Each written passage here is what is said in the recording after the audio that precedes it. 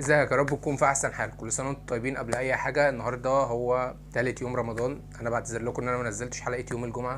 انتوا عارفين بقى، كانت بدايه رمضان والدنيا ملخبطه ولسه الواحد ما كانش خد على النظام بتاع اليوم نفسه. بس عموما انا رجعت لكم في حلقه جديده. هنتكلم النهارده عن سيدنا داود عليه السلام، وهو ابو سيدنا سليمان عليه السلام زي ما هنشوف بعد شويه. بس لو انت اول مره بتشوفني على اليوتيوب، زي ما بقول كل مره، ما تنساش تشترك وتفعل الجرس، تكتب كومنت يشجعنا اكمل. لو انت برضو مشترك في القناه، ما تنساش تعمل لايك وشير عشان نوصل لاعلى عدد من اللايكات في الحلقه دي.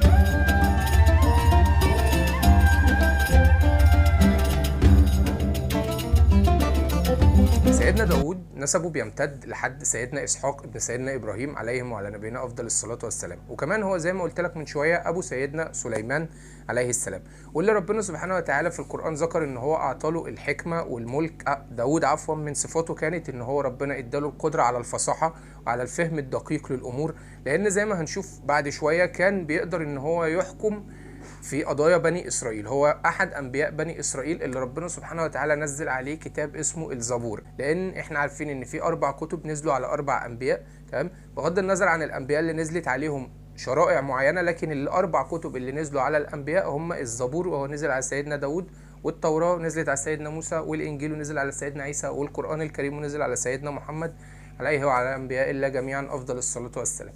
فهم دول الاربع كتب السماويه اللي احنا عارفين انها نزلت من عند ربنا، بغض النظر ان زي ما انا ذكرت لك في حلقات سابقه ان في انبياء من السابقين كان بينزل عليهم حاجه اسمها الصحف. تبقى صحف مثلا، يعني مجموعه من الصحف او الاحكام اللي ربنا بيديها لهم عشان يمشوا بيها في الزمن اللي هم موجودين فيه.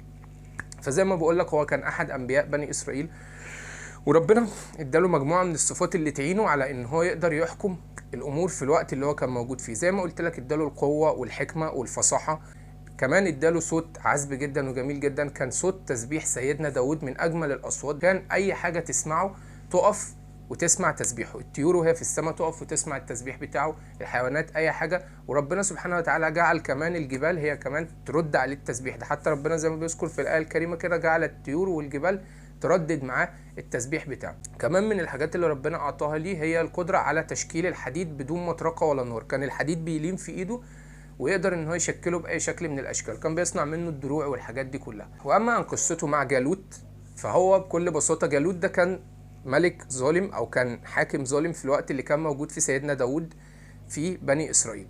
كان مشهور عن الراجل ده الظلم والطغيان والكلام. بني اسرائيل في الوقت ده سالوا نبي موجود فيهم، يقال ان النبي ده كان اسمه شمويل، ان هو يطلب من ربنا سبحانه وتعالى انه يبعث عليهم ملك يقاتلوا، يخليهم يعني يقدر يقودهم، بمعنى اصح ان هم يحاربوا في سبيل الله ويبقوا بما معناه تحت امرته. فالنبي ده وقتها دعا ربنا ان هو يبعث فعلا عليهم ملك، فربنا بعث عليهم طالوت او يعني كان ملك.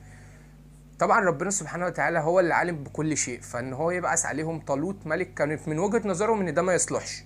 يعني بعد ما هم بنفسهم كعادة بني اسرائيل، طبعا احنا مش متفاجئين خلاص، هم عادة بني اسرائيل ان هم بيطلبوا الشيء وبعدين يتمردوا عليه، او حتى لو ما طلبوش الشيء وجالهم من عند ربنا بيتنمردوا عليه. دي عادة بني اسرائيل ما بيغيروهاش.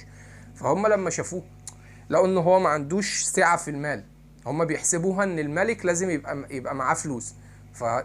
فالنبي ساعتها اللي موجود فيهم قال لهم ان هو ربنا اداله، يعني اعطاه بسط او اعطاه نعم في الجسم وفي العقل، ان ربنا اداله العقل الراجح واداله القوه الجسديه، وهو ده اللي الملك ده محتاجه.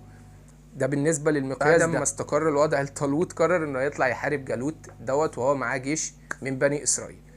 ولكن كان في اختبار موجود ليهم في وسط الطريق، هو ان هم هيمروا بنهر وهم عطشانين. النهر ده اللي هيشرب منه يعني بزياده ده هيطرد من الجيش او هيطلع من الجيش، لكن اللي هيغرف غرفه بيده زي ما ربنا بيذكر لنا في الايه الكريمه ده كده اللي هيبقى نيجي من الاختبار ونجح.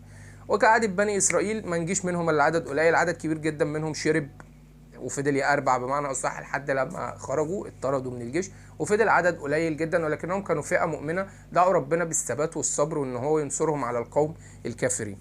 وقد كان لما قابل الجيشين بعض، طالوت كان قال ان اللي هيقدر يقابل جالوت ويقتله هيكون ليه جايزه، ان هو هيتجوز بنت الملك اللي هو بنت ملك بني اسرائيل اللي هو طالوت، وكمان هيتقاسم مع الملك. وقد كان ده حصل لسيدنا داود، قدر ان هو يواجه جالوت ويقتله، وانتصر المؤمنين في الحرب دي ضد الجالوت الظالم دوت.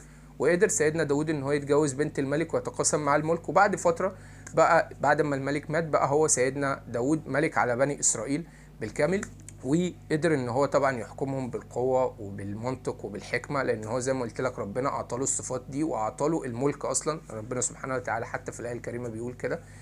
زائد ان زي ما قلت لك من شوية في كده آية في القرآن الكريم ربنا بيحكي فيها مشهد عن اتنين اختلفوا مع بعض، اتنين اخوات اختلفوا مع بعض وراحوا لسيدنا داود ان هو يحكم بينهم بمعنى اصح.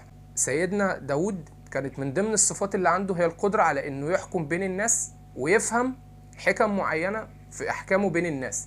ده بالنسبة للآية اللي ربنا سبحانه وتعالى بيذكر ان اتنين اخوات، واحد عنده 99 نعجة والتاني عنده نعجة واحدة، فاخ من الاتنين قال لاخوه هات النعجة بتاعتك احطها معايا، وهكذا لحد ما ايه سيدنا يعني زي ما الآية الكريمة بتحكي لنا القصة دي.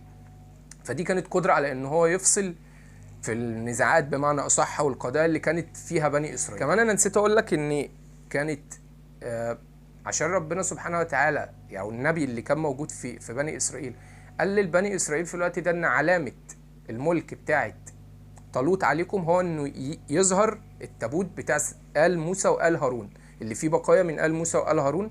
والتابوت ده يقال ان هو كان مفقود، وان العلامة بتاعت ملك طالوت هو ان يظهر التابوت ده عشان تطمنوا يعني. ومش بس كده، ده كمان هتبقى جايه الملائكه شايله. فحتى يعني تستعجب لما تقرا القصص الكتير لبني اسرائيل في القران، واللي ربنا ذكر لنا قصص كتير منها يعني مش للكثره ولكن لتعدد اوجه القصه في كل مره. يعني انك بتشوف وجه مختلف في القصه في كل مره. تحس ان هم عندهم تصميم ان هم لا لازم احنا نختلف، لازم احنا نعارض، لازم احنا، ومش بيعارضوا بني ادمين عاديين. يعني عارف لو هم بيختلفوا مع ناس عاديه تمام، لكن هم بيختلفوا مع انبياء من انبياء الله، وناس هم عارفين ان هم انبياء الله، بيختلفوا مع شريعه الله. بل ان زي ما ربنا ذكر عنهم في القران الكريم هم اصلا ادعوا على الله صفات لا تليق بالله سبحانه وتعالى، زي ما قالوا ان الله فقير ونحن اغنياء في الايات الكريمه.